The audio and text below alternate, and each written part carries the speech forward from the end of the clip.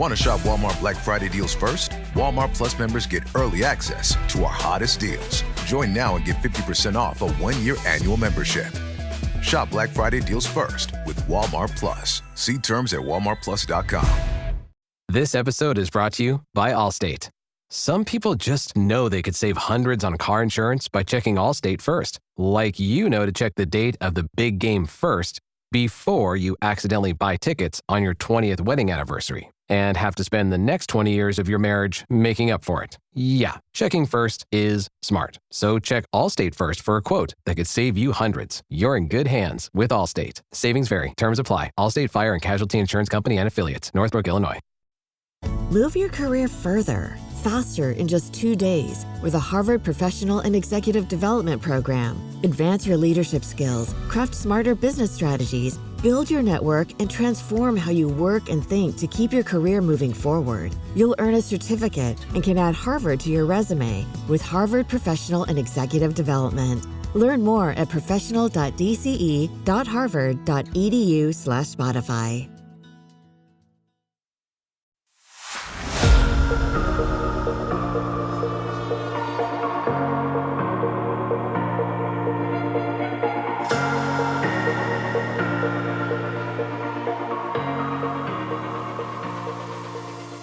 Welcome to Book Talk for Book Talk with Jac and Amy, a podcast where we deep dive into the writing of your favorite novels. This season, we are exploring Sarah J. Maas's second installment in the Crescent City series.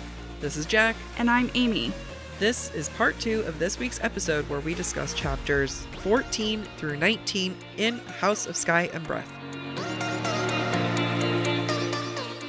The views expressed by the hosts are entirely their own and in no way represent the thoughts or intentions of the original author. This podcast is a discussion, shared to spark thought and conversation on the characters and themes of this novel. The interpretations presented in this podcast are just a few of many possibilities. Listeners are encouraged to read along and share their own analysis of the text. Though the hosts speak mostly within the constraints of this book, series and extended universe spoilers may be discussed with or without warning. Explicit language as well as themes of sex, violence, abuse, depression, self-harm, and death will recur throughout this podcast. Listener discretion is advised. If you are enjoying the podcast, check out our Patreon for more exclusive content. You can find us at patreon.com/booktalkforbooktalk. I basically call this whole section the plot be plotting. So do you want to power through a little bit of the plot be plotting? Sure. Just a quick note about the plot plotting. Cormac interprets Tharion's story as meaning Sophie's alive, because the chains were unlocked. No one tries to convince him otherwise, which means no one tries to convince us as readers otherwise. We're like, yeah, that's cool. And I just want to point that out, that it's a moment of misdirection on SJM's part. Another potential moment of misdirection, Bryce thinks about, did Sophie pass the intel about the Asteri onto Emil? ? And that was always my assumption. Yeah. Because in the prologue, Sophie says, don't forget what I told you. Yeah, absolutely. But it dawned on me for the very first time, what if all she told Emil was how to get to safety? Yeah. It probably is. Like, don't forget, I love you. For years, I was mad at Emil for not giving Bryce the intel. Would have saved an entire trip to Prythian. Really? And now I'm just now realizing I don't think Emil had the information. I never thought he had the info. Oh, I thought he had it. Wow. From this first moment I read Sky and Breath. Yeah. So I learned something. We're all better for it. So there's this moment, right? Quote, Bryce growled, forcing me into a marriage seems extreme. And then Cormac responds, it's the only currency I have, my breeding potential. When I read that, I just gasped. I put my book down and I just was like, why am I so into this male character saying that? Because you like a breeding kink. I do. However, I think I love it because you just don't hear that sentiment from men. Yeah. The concept of breeding is really the onus is put on women, right? Yeah. What their breeding potential is. Mm-hmm. Because breeding potential, it's like assuming that one party is automatically a shoo-in and it's the other party we have to be worried about. Mm-hmm. But that's not Cormac's position. He's like, I'm but a product to be used as well. So I just think I was like, oh, a feminist icon? Cormac? Well, Ruhn kind of thinks along those lines. When Cormac talks about his breeding potential, quote, Ruhn snorted. He and his cousin had more in common than he'd realized. Yeah. Because Ruhn has the same kind of thought process, which now shows him empathizing with Cormac, empathizing with a known rebel. Like, Ruhn's path towards rebellion is getting wider and wider and wider. Even Hunt warns Ruhn, because Hunt can sense it, quote, if you let him deliver his pitch, you're one step away from working with Ophian. Yeah. And damage has been done. It's happening. I'll go into it later, but Cormac is really good at getting every person's weakness. Yep. Also, talking about breeding, the male is called a stud. And Cormac's a stud? He's a stud. And it always makes me think of the line in Grease, how you doing, stud? How you doing? So really, stud. When we call a man a stud, we're not talking about how hot they are. We're talking about how good their breeding potential is. I would love to change my dating profile to be like, tell me about your breeding potential. Stud. I think that would be so amazing. I think it would be so amazing. Please do. It would just require so many things about them, like understanding like Grease reference and the stud. You know what? I think you do it. I think we do it. I think it's a great challenge. If my phone was with me, I'd do it right now. After we're done recording. After we're done recording, I'm changing it. Hunt makes it so clear. So clear. Kind of like what you were saying, like the different scales of protecting the world. Quote, I'd prefer to protect my friends from learning that lesson. One, why is Bryce not learning that, right? Like, she's like, yeah, no, I don't want to protect she really doesn't want to protect her friends. Like, she's like, let's all do this. And also, Ruhn is touched by this sentiment. And, like, I actually, like, wrote it in my book because Ruhn's like, oh my God, he thought of me as his friend too. I wrote, oh, now kiss. And then I posted that on our Instagram. We got so many likes and views on that story. That's great. Like, a lot of likes and views on that one. I have not looked up ACOTAR fan fiction. I am confident there is a Ruhn Hunt. I want art. If you're listening to this, Hunt and Ruhn, runt art. I want runt art. The thing is, like, you don't laugh into the mic so no one hears how much you lose it. I don't want to clip, but I am losing it. Runt. That's me. I ship runts. I want that fan art. If that fan art is out there, please find us on Instagram at Book Talk for Book Talk and send us a DM. I want Hunt and Ruhn fan art. Runt. I want that runt fan art bad. I want to see Runt rutting. I really do. I really do too. Oh my God. My searches tonight are going to get weird. I know. I was just like, I might start Googling as soon as we're done. Send me what you have. Okay. I do think that Ruhn being like, oh, Hunt thought of me as a friend is important because they did not like each other. No, and it turns out that was the true love story. That was the true love story because they really look out for each other in Flame and Shadow. And they enjoyed getting on each other's nerves in Earth and Blood. Like, that is the love arc we wanted. Their love is so pure and obvious to everyone else that Baxian was like, no, let me chew through his hand. Yeah. So that the two of you continue loving one another. Yeah. And then Hunt's like, no, let me chew through his hand. No, but actually I'm really glad you didn't make me do that. And Lydia comes in like, what the fuck are you idiots doing? It's going to save you, dumbasses. I had a plan. Yeah. So I want to talk a little bit about Cormac's argument, saying that he saw them, Ithan, he's kind of talking to Ithan at this point, put their lives at risk during book 1. And it says that it gave him hope that everyone there would be willing to fight for what is right. This argument in general is Bryce's just like, yes, you're right. We should fight for what's right. I feel like she learns a lot from Cormac, not just about, her powers, but also what it means to do the right thing. When Cormac tries to get Bryce's compassion, reminding her that Danica helped her during the attack, Bryce asks, how did Danica and Sophie meet? Apparently, Ruhn realized this trumped everything else for his sister. I see what you're saying earlier. So I want to go back to what you're saying, that Emil and Sophie is more interesting to her than Danica, and the chapter was closed on Danica. I do agree that there was a chapter closed on Danica in book 1. I wonder how much of this is like almost a resentful competitive edge too. Mm-hmm. Because one, we know Danica probably wouldn't want her looking into it. Right. It's just like another thing that Danica didn't share with her. Right.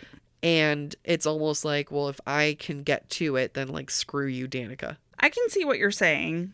I think a lot of different things are at play. I think Bryce's need to do the right thing and her ability to empathize with those who are the underdogs is going to ultimately be the thing leading her and her true north. Yeah. It's not about what did Danica find out. It's not about what Danica kept from me. That does not mean she is not aware. Danica continued to not only keep certain things from me, she kept even more things from me. I know, it just keeps going. And that list goes on. And so now it becomes a tally against Danica. Yeah. And Bryce does get sick of it at one point later in this book. I do have a hard time saying Danica is her motivation to do the right thing. Oh, I don't think Danica's the motivation to do the right thing. I think it's a combination. I think Sophie and Emil and Cormac is the motivation to do the right thing. Yeah. I think Danica is the motivation to do the spiteful thing, which happens to be aligned with the right thing. Yeah, I think it's the cherry on top. Yeah, agreed. Yeah, I agree with you. All this is happening and Bryce be Brycing. Just like the plot was plotting, Bryce be Brycing. Quote, Bryce was planning something, had definitely already planned something. Ruhn's mind churned. This was the Bryce he knew, always angling for the advantage. Now this is from Ruhn's point of view. I think that's important because Hunt still doesn't get it. Right. Ruhn gets it. Later on, we're going to see Ithan get it. Hunt's still not there. Yeah, and I think for me, this is Bryce finally coming back to herself. Yes. In Earth and Blood, she started the book that way, and then she did a terrible job of it, through the second half of the book, and we talked about that in the last season. And then she kind of finally comes back to herself when she's fighting Micah and doing the smart thing and angling for the right position. But this, for the first time in this book, in Sky Urban Breath, feels like Bryce. You know what's also doubly interesting to this? What does Bryce immediately do after this? Tells Hunt that she wants to have sex with him. That she could take backs. Hunt is a very sexual person. Yeah. Right? Like, that was the start of book 1, was like, Bryce loves sex. She loves good sex. Yeah. And then by the end of it, she has changed a little bit of her personality. Not that choosing not to have sex is like not her personality, but I'm just saying that you're right. I think that this has unlocked something in her, and I think that her choice is part of that. Yeah. I think this goes back to the Umbra Mortis conversation, but at this point in my notes, I started to be like, okay, maybe what's happening between Bryce and Hunt and the conflict and the lack of alignment is that because of the Asteri threat at the end of Earth and Blood, they have both kind of put lids on their own pots. Like, I'm going to contain who I am. Yeah. Hunt is doing it happily, right? He's like, I didn't like that part of my life. Bryce had to lock down a very free version of herself because she is now in the limelight. Yep. And I think what we're seeing now is Bryce is she's conflicted because she is much quicker on the uptake into coming back into herself. Yeah. Into her true self. Hunt liked that paler version of Bryce. Yes. Because that was safe Bryce. Yep. Bryce does not necessarily feel the same way about Hunt and the paler version of Hunt. Correct. I love it. After Bryce outlines her negotiation to Cormac, which was pretty amazing, Hunt smirks. Ruhn is tickled by it. Tharion just relaxes. But, quote, only Ithan seems surprised, like he never seen this side of Bryce. And it's like, how well do you know her, Ithan? Like, come on. And he's realizing that. Yeah, yeah. He was just a little, he was the baby of the group. He idolized Bryce because she was nice to him and pretty. Yeah, I just think it's, payback for, the day before swinging his dick around a Hunt being like, I know her better. Yeah. He obviously does not. Yeah, like maybe you didn't realize that your love for her was for real either. Mm-hmm. Cormac demands that they all take a blood oath to protect their secrets. Mm-hmm. Then we have this quote. No, Bryce said with surprising calm. I have a manicure in 10 minutes. And it's like weaponizing the feminine. We love it. She never stops. She never stops. So this moment is important. Cormac says, quote, "Beyond Sophie, beyond Emil, the world could be so much more. This world could be free. I don't understand why you wouldn't want that." "Hard to enjoy being free," Hunt countered darkly, "if you're dead." And then Cormac says, "I can't think of no better reason to yield my life." This is an ideology that will become so crucial to Bryce. She will repeat later, this world is not worth it if we are enslaved, essentially. Yeah. Versus Hunt, who's like, this world isn't worth it if I don't have you. Right. And it's, it just sucks. And it'll become an idea that is going to haunt her all the way into book 3. And I think it's solidified by the fact that Cormac does die because of the cause. Yeah, this is like when I just read your note now and I'm like, shit, you're right. He is dead. Like, this is a foreshadowing moment of Cormac's death. Yeah. But it is also Cormac's death solidifies for a lot of the group, like, oh wow, yeah, he died, and that the cause is worth dying for. Yep. I think that's true for Bryce. Except no one else dies from here on out. Yeah, well, you mean after Cormac? Yeah, it's true. I have a list that I'd be willing to see. Oh yeah, same. Fury, but I'm not naming names. Juniper. Chapter 17. SJM spends a lot of time showing that Bryce and Hunt are super aligned. Quote, "But she strode across the room, throwing Hunt a glance that had him following. He'd always got her like that. They don't need any of Ruhn's fancy mind speaking to communicate." And for me, this is like doing two things. One, yes, they're mates. Like they're like, we get it. They're so in sync. But then at the same time, I think it's also meant to like set us up every time this happens to like, once we get Bryce's betrayal, because I'm going to call it her betrayal. Once we get that, it's going to hurt so much more. Yeah. And, in your note, you say it'll hurt more that he doesn't back her. Oh, is that what I wrote? Yeah. Oh. And that she lies to him. Yeah. So both true. And my question is, does he not back her, or does she just move faster than him? Ooh. And I think it is the latter, because eventually, in Flame and Shadow, he'll be like, I don't like it, but okay, I'll support you. But like all the way to the final battle. Yeah. And there's not much of an option here. Like at that point, you know what I mean? Like all the way to the final battle, and he's like, I hate this. And she's like, you got to do it. Yeah. To me, that's not a true backing. And that's Bryce's problem. And that's Bryce's problem. It's never been a true backing. It's Hunt saying, I'll back you up. Yeah. Versus I'll back up the cause. Yeah. Bryce is thinking about the situation that they're all in, and then she compares it to when Hunt shielded her body from a bomb back in book 1. Quote, "There was nothing he could do to shield her from this, though. SJM is coming at this thick. You don't realize how aggressive it is at first." Are we sure this is from Bryce's point of view? Yeah. Okay. I triple checked. Okay. My note, this is from Bryce's point of view. I corrected Jac's notes for her. Bryce already understands Hunt is going to want to protect me, just like he did with that bomb. Yep. He is not capable of protecting me from what is about to come. This thing is too big. Yeah. That is happening. And I don't have any more first light to give to revive him from his death. Yep. Right? Because Hunt did die. Hunt was willing to give his life for her. Yes. She revived him. Bryce loves him so much for protecting her and wanting that. And, quote, "She couldn't bear to see the worry and dread she knew would be etched on his face. At the same time, though, she's moving ahead in the direction he doesn't want to go. Yep. Because she believes that's the right thing. It's in this moment that I think I realized why Bryce ultimately lies to Hunt about Emil. Because by not admitting to searching for Emil, by not admitting to finding Emil until Hunt figures it out, she saves him all the in the moment heartache that she's witnessing from him right now. Okay. Yeah. So she thinks she's protecting him by not telling him. But that's my opinion, but it's a double-edged sword. I know. I would love to talk to these guys. Love to talk to them. I'd love to get them into therapy. I just everyone just step in the room with me one by one. Are you a therapist? No, but I got thoughts. I have some feedback. Yeah.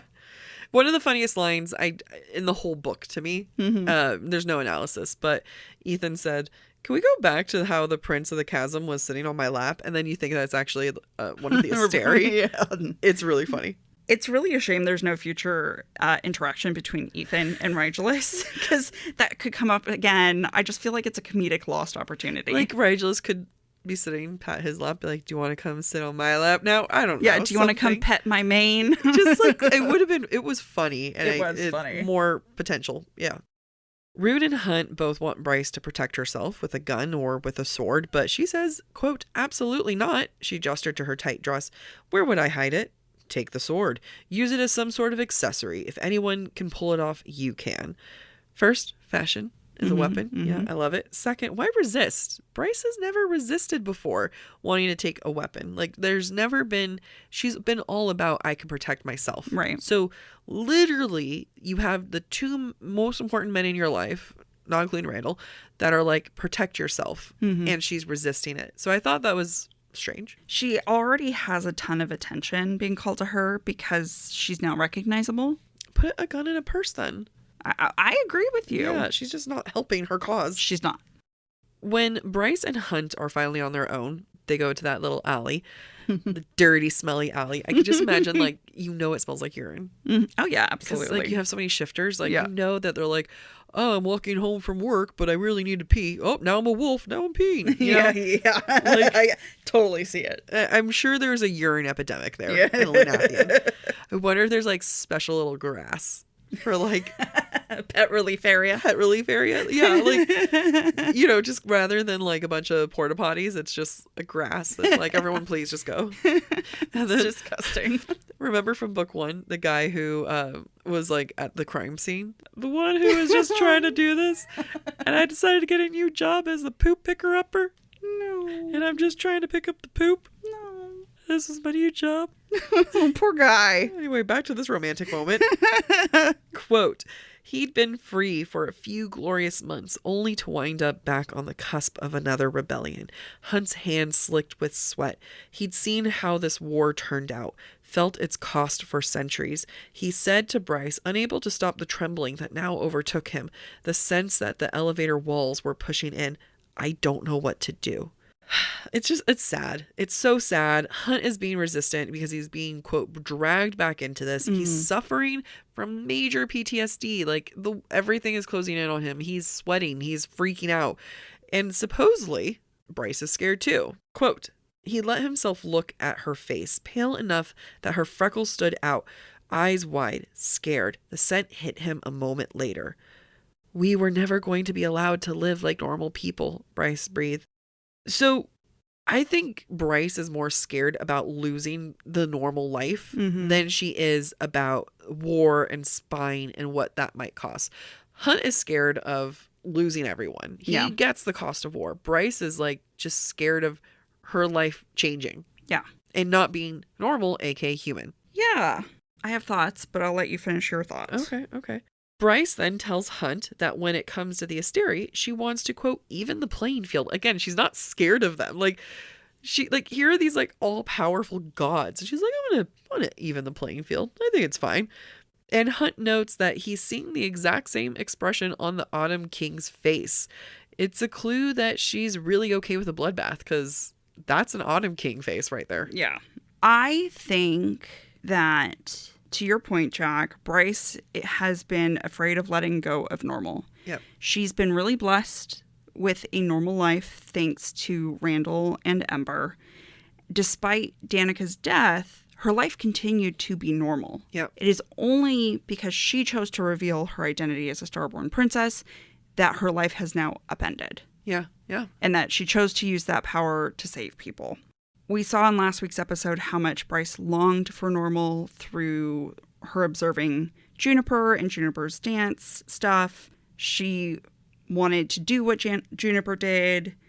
I feel like this moment is the final nail in the normal coffin. Yeah. There is genuinely no turning back now. And that is what Bryce is scared of. Yeah. She always kind of had an exit plan, and now there's no exit plan. Yep. So that's my thought on the normal. So she's like, why not blow up the Asteri then? If I'm going to go... If I'm going out, I'm going out. I'm going all the way. I'm going big or going home. Everyone's being destroyed. Even the hierarchy of the Fae system, royalty system. Yeah. And I mean, She takes it all out. She takes it all out, which I honestly wish I could do to a lot of systems in America. Do it now. I'd do it. No, that's not. I would not blow up anything. I would not blow up. Okay. We're going to cut that out. I promise I did. By saying that, I did not want to blow up anything. I don't want to blow up anything either. I don't want to blow up. No. I just want the systems to be different. And I want to be Bryce Quinlan. Good. Those are great choices. Yep. Now that the normal coffin is closed, Bryce has moved, I think, into a state of acceptance. Because she's already played with this idea of normal being gone. Yeah. She's had time to grieve. Yep. She's also had time to live as a normal person. Who's never had an opportunity to live a normal life? Like literally Hunt. never. Never, ever, ever. For 3 months, he has had a normal-ish life. He was still very identifiable. Still very identifiable, still under Asteri power, but in his mind, the last 3 months have been normal. He's like, I made it. Yeah. And so he is resistant to fate stepping in. He is resistant to letting go what he views as normal. Now, I know Bryce is not communicating with Hunt properly, and I know they're not on the same page about how they interpret each other's safety and what their goals are, but I do think we can boil down their conflict to levels of acceptance. Okay. Bryce is further along in her acceptance journey of fate, and what the cauldron, what the mother, whomever it is, has decided for her life. And Hunt has not. Yeah. He doesn't want to accept that 200 years of slavery was meant to be part of his life. He does not want to accept that his 3 months of freedom are now over. Yeah. And that he doesn't ever get to have that life again. Yeah. And so Hunt does acknowledge, quote, he knew she was right. They weren't the sort of people who could live ordinary lives. Hunt fought past the shaking in his bones, the roaring in his mind. This description, to me, comes across as Hunt being like a caged animal. He's been put back in a cage. Even though he thought he was free, he never really was. Yeah. He just had the halo removed. He had Rigelus stamp out his brand, but that doesn't mean he was free, and he doesn't understand that. Yeah. Yep. Whereas Bryce understands, or will come to understand, what true freedom is, and true freedom is without the Asteri. Yeah. And until Hunt can accept that true freedom requires the Asteri to leave or be dead or whatever the case is, they're always going to have that miscommunication. Absolutely. And, who knows? I personally feel like it'll never really be healed until she's like, cool, they're gone. And he's like, oh, okay. Yeah. Now I get it. Yeah. Yeah. I mean, is that not the epilogue of Yeah. Yep. Flame and Shadow? I don't think I remember the epilogue. Or maybe not the epilogue. Maybe the last chapter. It's like the last end where he was like, all right, it was worth it. Like, yeah. As they're making out on the desk and yeah. Yep. Griffin Antiquities or whatever. Bryce is now back to caring about Emil, saying that he is her responsibility. Remember, Emil represents normal, aka human. Mm-hmm. Humanity is her responsibility. Mm-hmm. Just like no one looks out for them. So Yeah. she has to be the one to do it. Yeah. She wants to protect her own humanity and not be Vanir. Like, the more she protects humans, the less Vanir she is. Yep. Keep in mind, she hates them. She hates the Fae, and this is the least Fae thing, all of it. Like, it just... She cares about the boy, but I can see her acting out too. Yeah, I agree with you.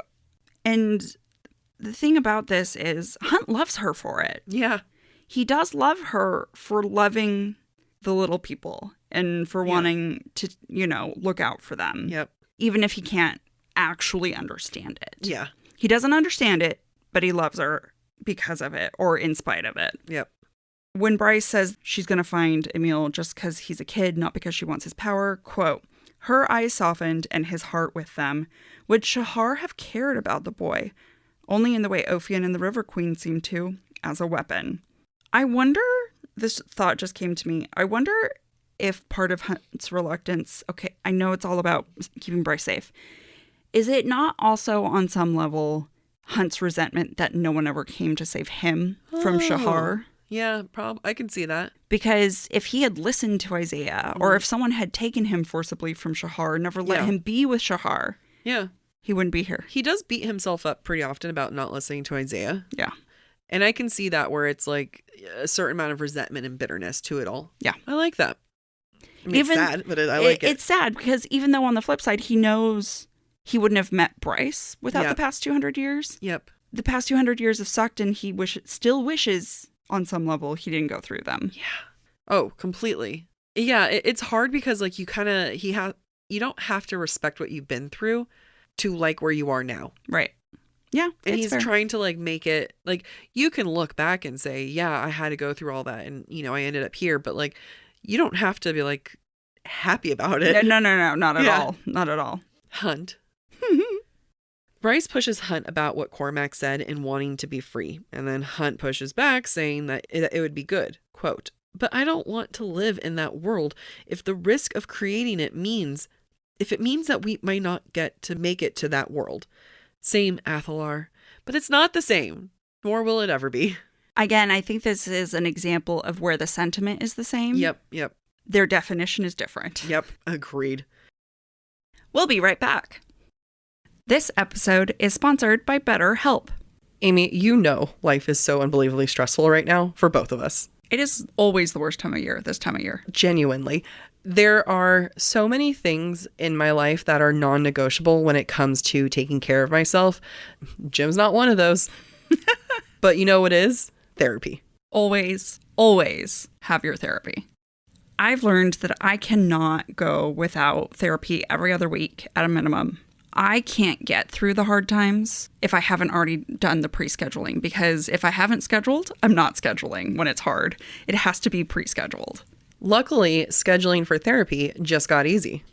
If you're thinking about starting therapy, definitely give BetterHelp a try. It's entirely online, which I absolutely recommend because it is so convenient and flexible and it's suited to your schedule. It is so much better for those stressful times because you can fit it in whenever there's space rather than waiting till the end of the day or first thing in the morning, because it's hard to fulfill those commitments. Absolutely. And, the fact that it's working around your schedule and your time, it makes that self-care even easier and more obtainable. All you need to do is fill out a brief questionnaire to get matched with a licensed therapist, and you can switch therapists anytime for no additional charge until you find the right one. Taking time to find the right therapist is so important. I'm currently in that endeavor of trying to find the right therapist, and the fact that BetterHelp has it this easy for you, it takes so much of the pressure off.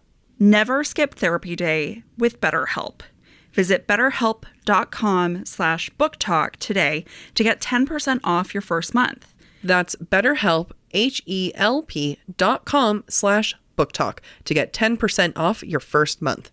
That's BOOKTOK. Fall has officially started here in Los Angeles, and that means we finally get to do fall activities. I have been counting down the days for when I can go to pumpkin patches, maybe even hit up an apple orchard, and I get to do all of it looking super cute in my Quince boyfriend sweater. This weather is perfect for my dark academia vibes, and I'm so excited to bust out my washable silk blouse because I'm going to be taking pictures. Quince is known for their Mongolian cashmere sweaters from $50. And that's not all. Quince has so many other amazing things on their website. All of those items are priced 50 to 80% less than similar brands. That includes leather jackets, cotton cardigans, soft denim. Like my entire fall wardrobe is genuinely turning into Quince wardrobe. By partnering directly with top factories and cutting out the cost of the middleman, we get savings as the customer. One of my favorite parts about Quince is the fact that they only work with factories that use safe, ethical, and responsible manufacturing practices. And they still manage to get premium fabrics and finishes for that, luxury feeling for every item that they have. Get cozy in Quince's high-quality wardrobe essentials. Go to quince.com/booktalk for free shipping on your order and 365-day returns. That's Quince, QUINCE.com/booktalk, BOOKTALK to get free shipping and 365-day returns. That's quince.com/booktalk. Blinds.com's Black Friday sales event is happening now with our best deals of the season. Let our design experts help you make the perfect selection for your home on your schedule. We can send free samples right to you and handle everything from measure to install. With over 25 million windows covered, Blinds.com is the #1 online retailer of custom window coverings. Save up to 50% site-wide, plus doorbusters, and a free professional measure at the Blinds.com Black Friday sales event now. Rules and restrictions may apply. Move your career further, faster in just 2 days with a Harvard Professional and Executive Development Program. Advance your leadership skills, craft smarter business strategies, build your network, and transform how you work and think to keep your career moving forward. You'll earn a certificate and can add Harvard to your resume with Harvard Professional and Executive Development. Learn more at professional.dce.harvard.edu/Spotify. In this moment, that is when Bryce announces that she doesn't want to wait to have sex. And she's like, we are doing it in this alley. That's not what she does, but it gets close. And I get it. Like, high risk. I've been rooting for them not to be waiting at this time. You know, like, I think that you can, two things can be true. She loves Hunt. She wants to be with him. She wants to have all of this with him. However, he was in a spiral. He was depressed. And she's now like, yeah, let's have sex. Mm-hmm. It's not a manipulation factor where she's sitting here thinking, if I offer sex, he'll go along with what I say. Mm-hmm. I'm not saying that that's the type of manipulation that she's doing. It's just one of those things where right now, sex is coming to her advantage, even if it's something that was like inevitable and going to happen. Yeah, I when you think of it in the Shahar context of Hunt's memories, it does feel manipulative. Yep. But going back to something you said earlier, Hunt is a sexual being. Bryce knows this. Yes. I can see it also being an act of comfort. And I think, and that's her intent, right? Yeah. So it can be interpreted multiple ways. I think Bryce's intent is to comfort, but I also see it how it, in this moment, it could also feel like manipulation. Yeah. And again, there's so many different layers to this. And I don't think that this is a bad scene. I don't think this reflects poorly on Bryce. I am not saying that at all, especially when you have this moment. So now we're in Hunt's point of view. And at this point, Hunt's worried that they're going to be photographed in the alley. So he pulls away after they're making out. Quote, Bryce peered down the alley, lips swollen from his kisses, and some feral part of him howled in satisfaction to see that he had done that. He had brought that flush to her cheeks and wine-rich scent of arousal to her. She was his and he was hers. Utterly fucking hers.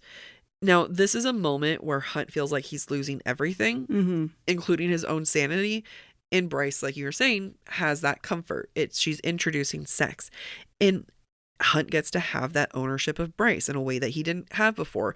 It's making him feel more secure. It's making him feel, I'm sure also, and I hate to use the term of this, but like more like a man. Yeah. You know, where it's like he's having this PTSD. He's kind of like freaking out right now. But in this he gets to be that quote unquote male who gets her feral. Yeah. Which I think is important for us to know and for Bryce to know for when we get to the submarine. Yep, absolutely. And I think it's okay. Like, I think this was a needed moment. Hunt, being the emotional, intelligent king that he is, though, wants to ensure that Bryce wants the relationship as well. Like, he's like, he pauses it and is just like, hey, you know, I need to make sure you want this. And she says, well, what do you want? And he's like, I want what you want. And she's like, it's not all about what I want. What do you want? And he's like, I do want you. And she goes, great. And here's the moment where you're like, wow, she does care about what he wants, and literally continues to not give a flying fuck about it. Yeah. I think we have to pause for a moment to be like, we're interpreting the text. Yes. And this is how we are choosing to interpret it. Yeah, yeah. Whether or not that was SJM's intention, we don't know. Yeah. Maybe the way SJM wrote Bryce to SJM, to any other readers, could be interpreted as Bryce is protecting Hunt by not telling him the truth. Yeah, yeah. Just like Danica protected Bryce by not telling her the truth, which is infuriating. Nevertheless, we are annoyed. Yeah. Because Bryce thinks one thing and acts another way. Yep. which I constantly am questioning. Does she not understand herself and what she wants right now? Or does SJM? Or does SJM struggle? Yeah. And I don't know the answer. Yeah. I'm still in this trying to be like, one of the like comments someone left on our Spotify was like, you're giving her too much leeway. You're not being harsh enough. And on who, Bryce? Flame and Shadow. In our Flame and Shadow analysis, they're like, you were giving SJM too much slack. And it's like, in analysis, you have to like try to find the slack. Yeah. And if you can't find anything, that's when you're like, okay, inconsistency. So like, we're doing our jobs. But I think at this point, Bryce being inconsistent like that, Bryce like kind of saying, what do you want? And then following what she wants. I'm still okay with it because her manipulation is very similar to Bryce of book 1. Yeah. It's very, it's like she's sad that she's losing everything, but here's something that's normal to her. Yeah. I don't know what I'm looking for, but there's going to be a thing that happens mid-book that I need to happen to show that SJM was doing it on purpose. Yeah. And we have done enough SJM books. Yes. I wouldn't be surprised if we get that. I think we will find it. Yeah. At this point, we're not sure. And we're not sure maybe because Bryce is not sure. Maybe that's SJM's point. Yeah. Is like she wants us to be as unsure as Bryce is. Yep. We're now in chapter 18, and I want to establish a different point of view on Bryce's actions. Quote, Ithan supposed he'd sit on his ass for a few good hours and contemplate the epic mess he'd somehow landed in the middle of, that Bryce seemed intent on involving herself. Hunt's point of view is that Bryce hasn't jumped yet, is waiting for him, is going to have a talk with him. Ethan's point of view, Ruhn's point of view, they see that Bryce has already made a decision. Yeah. It's just more of like, how much is Bryce wavering and how much are we being influenced by Hunt thinking that Bryce is wavering? And that's a great question. How much of it is Bryce trying to waver for him? Yeah. Yeah. I mean, at this point, is it just Hunt holding Bryce back? Yeah. And it kind of is. Yeah. Like, we were going just to switch from what we were saying just a few moments ago, but like her wavering could be her attempt of like comfort for him. Mm-hmm. And she's just not capable of it. Well, and I think it's Bryce acknowledging Hunt needs more time to get his shit together to come along with me. Yeah. And not knowing how to get him to hurry up and come along with me. Yeah. The Stupid Boys Club forms / continues. Tharion offers information, again, knowledge is power, to Ithan, something that no one else has done up to this point. Mm-hmm. He's offering a bit of information, and that's going to help build a bond. It's something that, like, it's going to build trust, almost like an I owe you because you told me this and no one else did. Yeah. And Tharion, of course, admits that he needs help with finding a meal, and he thinks that Ithan would be a good sniffer to help with that. But he basically tells Ithan about Bryce having killed Micah, about how Sandriel died, and why they killed Micah and stuff, that he actually is the one who killed the pack of devils in Danica. And Ithan thinks, quote, he had the audacity, the ignorance to question her love for Danica and Connor. His claws and fangs retracted. Ithan rubbed at his face again. Shame an oily river through him that drowned that wolf inside his skin. And like, good. Feel like shit. I want you to feel horrible about yourself. Yeah. Yay. More of that, please. Tharion, for once, has a sentiment I can agree with. Quote, whenever you're tired of sitting on the couch feeling sorry for yourself, come find me. I could use a wolf's sense of smell.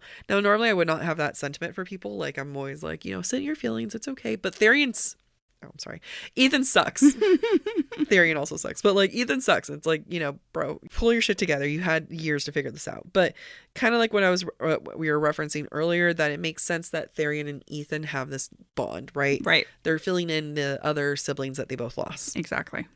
Similar to when Ithan invaded Bryce's bathroom, he then goes into her room in order to search for the sword. Quote, he winced as he entered her bedroom. Now, I think what's interesting here is that unlike the bathroom scene where he's knocking her shit over, he's calling it shit, he feels bad going into her room. I feel like that's an immediate example of he has respect for her now. Yeah. Yeah. And he's starting to see her differently. Right. Just with a little bit of information. Yeah. Which no one felt the need to give. Which maybe it's not Ethan's business. Yeah. And I actually I'm okay that Bryce isn't the one to tell him, because it's almost like Bryce was willing to continue taking the judgment for his safety. Yeah. I would like to point out an inconsistency. Prior to departing the apartment, Bryce, in her point of view, thinks the sword is in my closet. Yeah. Ithan finds it next to the dresser. Is the dresser in the closet? It's out in plain view. He talks about it like how it's propped there as if it were a decoration. Yep. Just want to point that out. I love finding little inconsistencies like that. It's like when you see a boom mic in a movie. Yeah. When it's only once in a while, it's fun. When it's constantly, it's annoying. Yeah. Right now, it's a once in a while. Yeah. I'll admit, though, that Ithan, when he starts playing with the sword, it's actually really cute. And he's pretending to fight with someone. It's kind of like, it's meant to make him seem young, childish, but it's also kind of endearing. To me, I also felt like this was SJM hammering the Sunball player thing again, because it's like a sports commentator narrating all his moves. Yep. So funny, and maybe more finally in line with everybody else's perception of him. Yeah, I think so. Although we can see that SJM's trying to like set up the clues that he's going to become Prime. Quote, the sword was an extension of his arm, he thought. And I get that this is a breadcrumb. And, like, I get the whole point of his story might be, like, he's going to earn being the Prime. Right now, it's like, okay, yes, I see the clues that he's going to become Prime, but I don't see him as a true Prime. And that's probably his story. Yeah, I agree. Just another breadcrumb, because it's right there with this one. Yeah. Quote, Ithan struck at the shadows, shuddering at the beautiful song of the sword. Who else hears a song from the sword destined for them? Bryce. Oh, Bryce, yeah. They each have their own destined sword. Yeah. Except this one breaks. True. Maybe that's why Ithan shouldn't be Prime just yet. Yeah. I love when Ithan gets caught by Bryce, though, like playing and on top of the coffee table. Like the woman he has a crush on and has always had a crush on catches him, and like his embarrassment is chef's kiss. Yeah, I love his embarrassment. Now we're switching over. The coffee table crashes. They find papers. We switch over to Ruhn's point of view. And Ruhn is with Flynn and Declan, and we just get a glimpse of their friendship. Quote, he had no idea what God he pleased enough to warrant being blessed with such friends. They were more than friends. They were his brothers. And I feel like SJM does a really good job of showing male relationships and dynamics. You know, we talk about like female relationships and dynamics, but I think it's important to like capture these moments as well, because there is a real life male loneliness epidemic, which it's like, you know, maybe you shouldn't have created the fucking patriarchy then. You did this to yourself. I could have sympathy, though. It's, you know, maybe you just turn off the patriarchy. But, like, you know, this is a real thing. Men don't know how to express their emotions. There's a lot of complaints about, like, their partners become their therapists, their friends, their everything, right? And I think that it's good to have men read books like this to see these dynamics, so to see close male relationships. So, listener, if you have a brother, a boyfriend, a husband, a friend, make them read this book, just because, like, men should know what it's like to have friends. Yeah. In a community. And encourage them to have friends. Yeah. I mean, these kinds of relationships are healthy. And I think what's more important is having close relationships like this does not threaten a man's masculinity. Yep. Which I think can be perceived by both men and women. Yeah. As being a threat. Yeah. Also, you know. Screams bat boys. Screams bat boys. Yep. Before we move on to chapter 19, I want to acknowledge that Ruhn thinks about his activities for the day, you know, other than the Bryce stuff and the Ophian stuff. He's cleaning his weapons, he's going to the city head meeting, and they're all part of, quote, a normal day, in other words. Now, Ruhn doesn't view himself as normal, but he might be the most normal among them. Yeah, it's true. Especially when we at least compare him to Hunt and Bryce. So, you know what? Fuck normal. Fuck normal. Let's go talk to Cormac. Absolutely. Sorry, I just remembered, like, there's a moment where Ruhn and Bryce are in the elevator, and Bryce is just kind of like fidgeting and playing with her hair, wrapping it around her wrist, and then Ruhn plays with his lip ring. Just want to say, love that lip ring. For reasons that every person should know here. I did have a different thought. You were talking earlier how for Ruhn, normal is not the Autumn King. Yeah, yeah. For Bryce, normal is dancing. Yeah, yeah. Griffin antiquities. Yep. Those things are normal. Lahaba herself becomes a symbol of normal for Bryce. Yep. For Hunt, how would we define his normal? And his normal is Bryce. Like, yeah, I mean, it's Bryce. His normal is Bryce. The thing is, like, Hunt hasn't established his own identity either. Right. Like, he doesn't have those male relationships to lean upon. Yeah, it's true. He will soon. He will in a while. Now we're in chapter 19.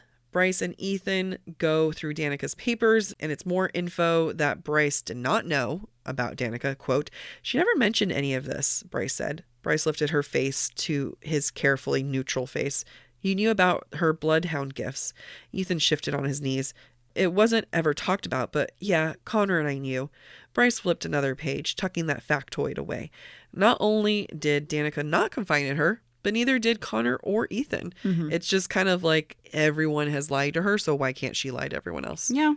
Another way to think about this, just in response to your, Danica didn't confide, Ithan, Connor didn't confide. Instead, we can look at it as Danica chose to confide in Connor and Ithan and not in Bryce. But she didn't choose to confide in him, though. No one talked about it.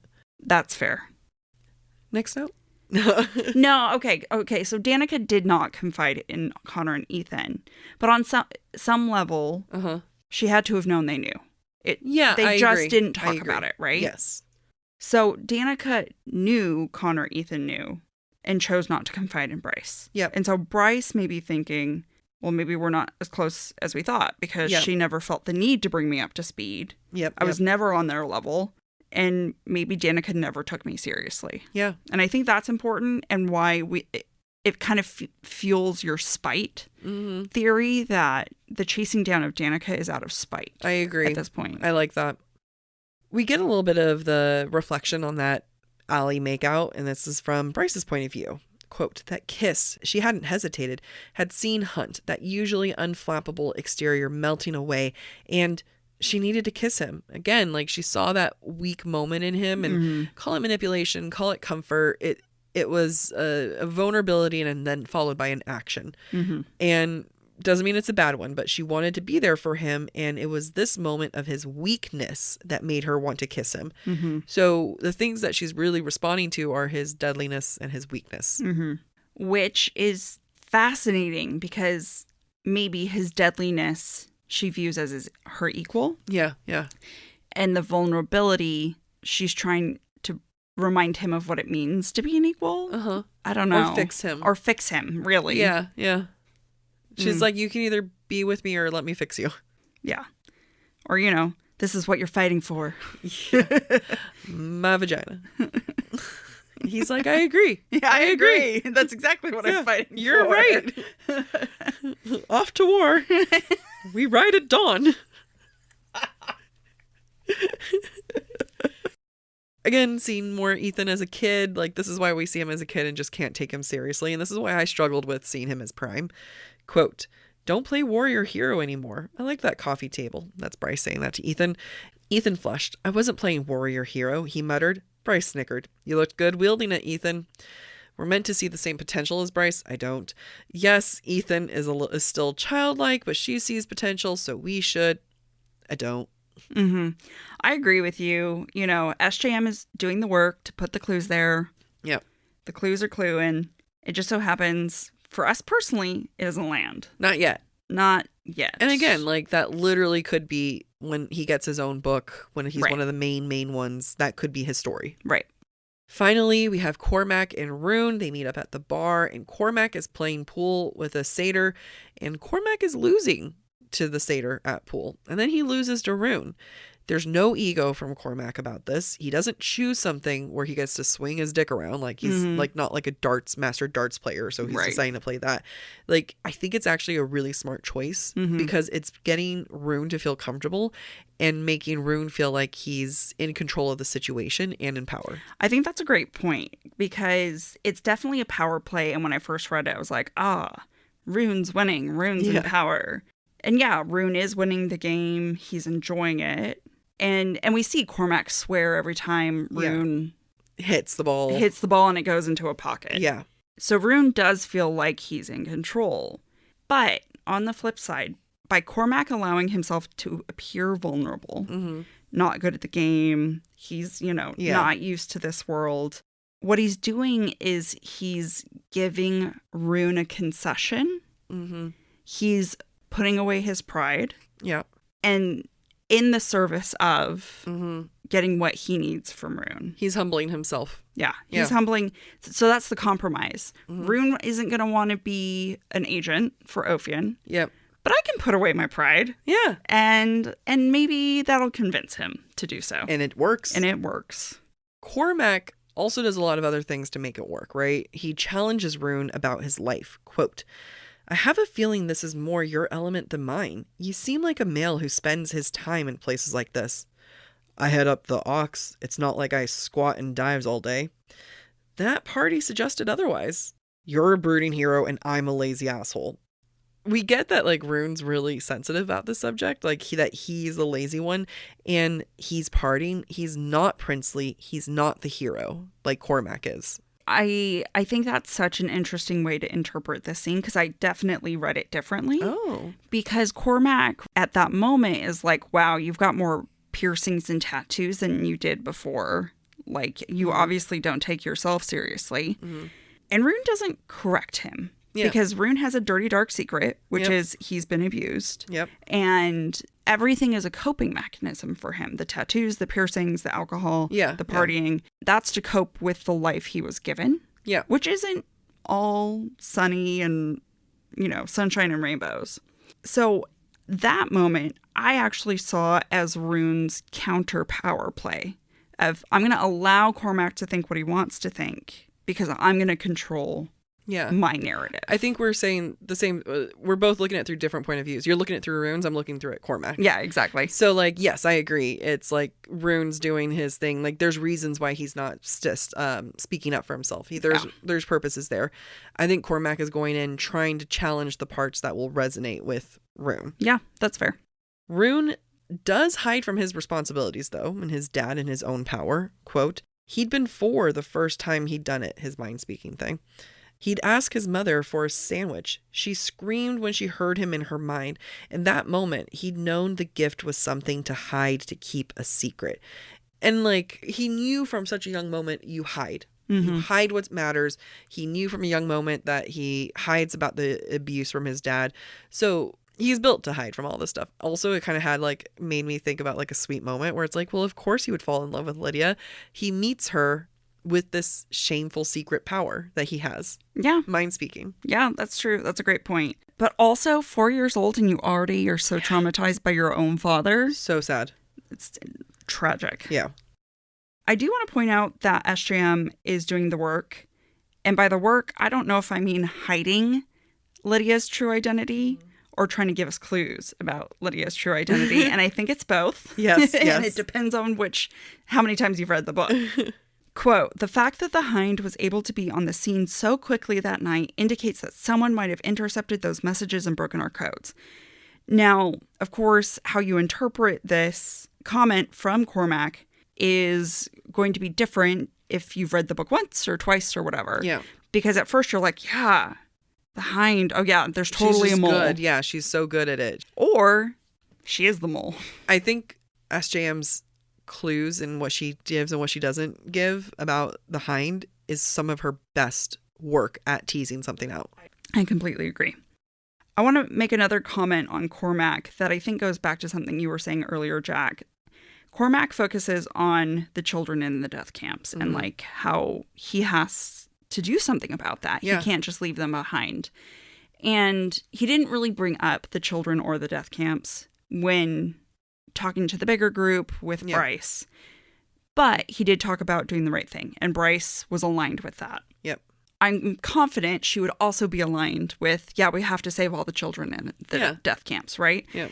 And I think what's happening here for me in my mind, Cormac is not the third person in a love triangle. Uh-huh. Maybe SJM wanted him to be. Yep. In my mind, the attempt was made because Cormac's value system and how he thinks about others aligns with Bryce. And that's what Bryce wants from Hunt. Yep. She's just not into him. I think the more I'm reading this, the more I'm seeing Cormac as a plot device in a good way. That's done well. He is meant to get the characters to move forward with their mission. And I think that he knows how to play each of them the right way. Yeah. And how to challenge each of them. Because here he goes for Ruhn's responsibility as a prince, something that we know Ruhn's really insecure about, while also talking about his honor. Quote, "How do you know you can trust me? Because your sister put a bullet through the head of an archangel and you've all kept quiet about it." He's going for even like the big brother protective side of Ruhn. You know, like these are these weak moments, like, or not weak. I mean, these are his moments that matter to him, right? Then Cormac goes after this brotherly side because then Ruhn accuses Cormac of treating Bryce like a party girl. Quote, "Because she went back to partying after what happened last spring, so did I." That's Ruhn countering. And it's almost like Ruhn doesn't care what happens to his image, but he does care how other people view Bryce. Yeah. And I think he kind of feels responsible for it. Like maybe he set the tone. Maybe he should have been like, you know, more serious. Maybe that would have helped Bryce more. Yeah. Maybe he was a bad example. Exactly. And then finally we get Cormac opening up about his love for Sophie a bit more, and we get to see his pain, and we see how he was trying to find a way to spend his life with Sophie, even though we know, and he knows, that his father would never approve. It's an inspiration to Ruhn. Again, this is like also hitting Ruhn close to home. Like Ruhn is supposed to marry Hypaxia, has already given in to that. And here's Cormac who's like, I would have found a way to be with her. And it's just really sweet. And their scene together ends with Cormac ending their pool game. Quote, "Cormac handed the cue ball back to him. I don't want a pity win." Cormac is showing grace again and honor that to Ruhn. Like, he's setting an example on how to be a prince. And I think all of that, there's so much stuff that, like, you know, culmination to this point, but Ruhn then agrees to be a spy for Cormac. And, you know, I think Cormac's actions played a big part. I agree that Cormac's actions play a big part. And I'm so amused by the fact that you're seeing things through Cormac's eyes and I'm seeing things through Ruhn's eyes. That is really funny. Because in this scene, how I'm seeing it, Ruhn feels bad about the Sophie situation. They don't know if she's alive. They don't know where she is. Cormac's in love with her. And you know what? Cormac's going through a lot. Ruhn misses his shot. Yeah. And Cormac doesn't take it, calls it a pity win. However, from my point of view, Cormac's goal was never to win the pool game, and he doesn't need to win the pool game. Yeah. It's not about pity. Throughout this entire process, he won Ruhn's gifts. Yep. And not loyalty, but willingness to give the Ophian spy thing a try. Yep. Which is really what he came for. Yep. And so they both feel like they're in power. Yeah. Over the other, which is hilarious to me. But ultimately, Cormac wins. Ultimately, Cormac does win. But then ultimately, Ruhn wins. Because he's alive. Yeah, I was going to say because of Lydia, but yeah. I mean, yes, also because he mates Lydia. So one last sad parting note. Cormac says, "When you want to get out, I'll get you out, I promise." You know, promises are no good if you're dead, Cormac. And Ruhn ends up in prison. You don't get him out. Sucks for Ruhn. Failure on his part. Let's get into some breadcrumbs. In chapter 14, when Tharion takes a step to enter Bryce's apartment without being invited in by Ithan, quote, "Ithan stiffened, teeth flashing, pure wolf. Loyal guard dog or alpha material?" In chapter 15, when talking about the daughters of Thea, Ruhn recites, "Night-haired Helena, from whose golden skin poured starlight and shadows." All these night, star, and shadow references make me think of the OG Night Daddy, Rhys. Also in chapter 15, when Aidas says, "My lovely Bryce," Hunt suppressed a growl at the word "my," as all of them looked to her. So that's some mate shit if I've ever seen anything. In chapter 16, talking about the Asteri's palace, quote, "The dungeons beneath their crystal palace are darker and deadlier than the pit." Hunt said icily, "I know, I was there, and y'all going back." In chapter 16, Tharion tells Cormac, quote, "Or you're an Asteri mole seeking to entrap us." And later, Bryce says, quote, "I don't think Aidas is in the habit of allowing Asteri loyalists into my apartment." Ironic, since that was Aidas, like that was the Asteri. Yeah. Just, ugh. Chapter 17, while talking to Bryce, Hunt says and thinks, "I'd rather die on the battlefield than in one of the Hind's interrogation rooms. I'd rather you die on a battlefield than in her hands." And that doesn't age well. No. Because he ends up in the interrogation rooms and she dies on the battlefield. So, like, all of it comes true. Yeah. In chapter 18, Ithan, when he finds out about Sabine and Amelie kept the truth of Danica and Connor's death from him, quote, the urge to shift, to bellow and roar, filled his blood, trembling along his bones. He suppressed it. Is this the response of your average wolf or your average alpha wolf? I don't know. We're trying here. Maybe we're giving it too much credit. Maybe it's just a normal wolf thing. I don't know. In chapter 19, when Cormac admits he's shared enough info with Ruhn to land him in the Asteri dungeons, Ruhn thinks, quote, not just any prison, the notorious dungeons beneath the Asteri's Crystal Palace, a place so awful, so brutal, that rumor claimed there were no cameras, no record, no proof of atrocities, except for rare witnesses and survivors like Athalar. Poor baby Ruhn has to go there and come out a survivor too. With a brand new hand. Yeah. I wonder if other people have the same mindset about that scene as me. Like, no one knows. I'm wondering if we'll get letters and emails being like, hey, you good? Do you need help? Not no. Amy, back to the question. Yes. Why are all of our heroes so unaligned on their views about their lives and the next step forward?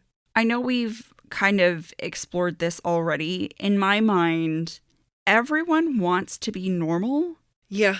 But no one actually understands what normal is for the other. Different definitions of normal for everyone. Yeah, and I think on some level, I would say Ruhn is the quickest to act. Yeah. And the most willing because, as you said, Jac, normal is not the Autumn King. And so helping Ophion is not Autumn King. Yeah.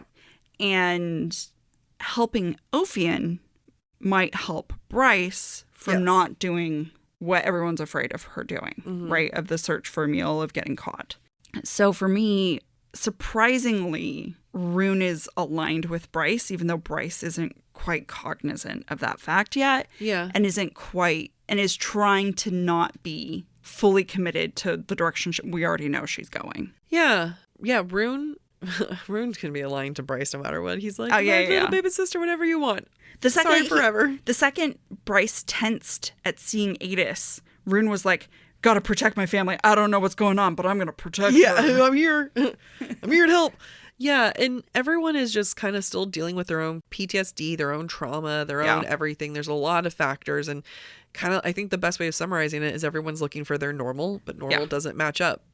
And normal runs screaming from these people. It's true. Like, Ruhn's normal is the only one can adapt to everyone else's normal. Yeah.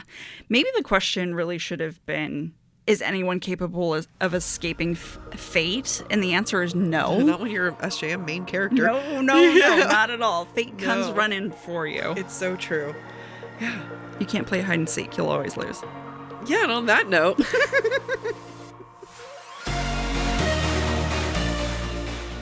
Thank you for listening to this week's episode of Book Talk for Book Talk with Jac and Amy. We encourage you to rate and subscribe to our show on your preferred podcast listening platform. Next week, we'll be exploring chapters 20 through 24 of House of Sky and Breath. We would love to hear your thoughts based on today's conversation. You can submit your comments to our form at booktalkforbooktalk.com for a chance to have your feedback discussed during a future mini episode or a Patreon exclusive episode. If you're enjoying the podcast, please visit our website, booktalkforbooktalk.com, to view our latest merch and learn about supporting the show through Patreon or Venmo. Bye! Oh, I'm sorry. I failed to change that. That's okay. I remembered it. Good job. Thank you. I'm impressed with myself.